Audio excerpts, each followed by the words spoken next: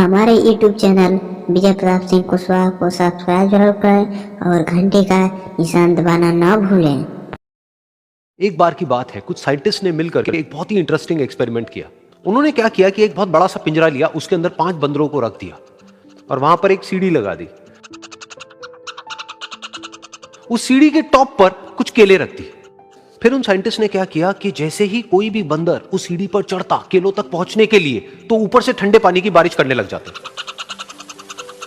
तो जैसे ही वो ठंडा पानी गिरता उस बंदर के ऊपर जो कि सीढ़ी पर चढ़ रहा था, वो फटाफट से नीचे आता तो पानी बंद हो जाता।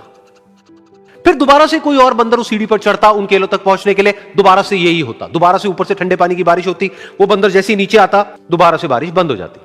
तो बंदरों ने इसका मतलब यह निकाला कि जैसे ही कोई भी सीढ़ी पर चढ़ता है तो ऊपर से ठंडा पानी गिरता है। फिर उसके बाद में जैसे ही कोई भी बंदर उस सीढ़ी पर चढ़ने की कोशिश भी करता तो बाकी के बंदर सब इकट्ठे होकर के उसको पकड़ते, उसको मारते, उसको पीटते और उसको नीचे गिरा देते। फिर दोबारा कोई कोशिश करता, दोबारा उसके साथ भी ऐसा ही होता।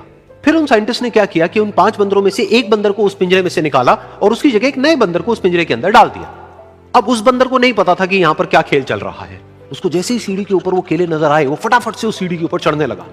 अब की बार साइंटिस्ट ने कोई बारिश नहीं करी, लेकिन फिर भी जो बाकी के बंदर थे उन्होंने इसको पकड़ा, सीढ़ी से नीचे उतारा और मारते पीटने लग गए।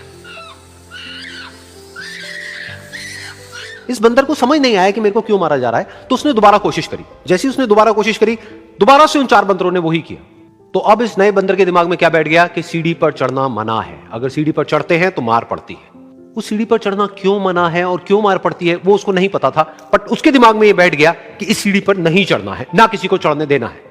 फिर दोबारा से उन साइंटिस्ट ने क्या किया कि जो पुराने 4 बंदर थे उसमें से एक बंदर को निकाला और एक नए बंदर को उसी जगह पर डाल दिया।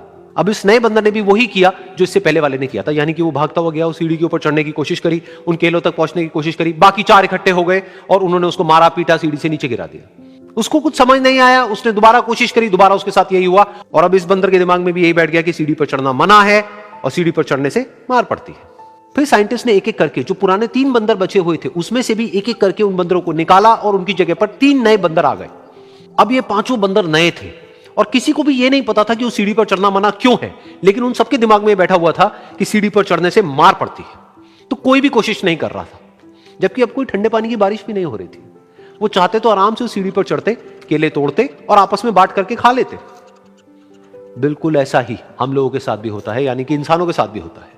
हजारों साल पहले कोई प्रथा बनी होती है, कोई रीति रिवाज होता है जिसके पीछे कोई ना कोई वजह होती है, लेकिन वो वजह खत्म होने के बाद भी वो प्रथा चलती रहती है, वो रीति रिवाज चलते ही रहते हैं। किसी में इतनी हिम्मत नहीं होती है ये पूछने की कि हम क्या कर रहे हैं, क्यों कर रहे हैं। बस सबको ये पता होता है कि ऐसा ही होता है।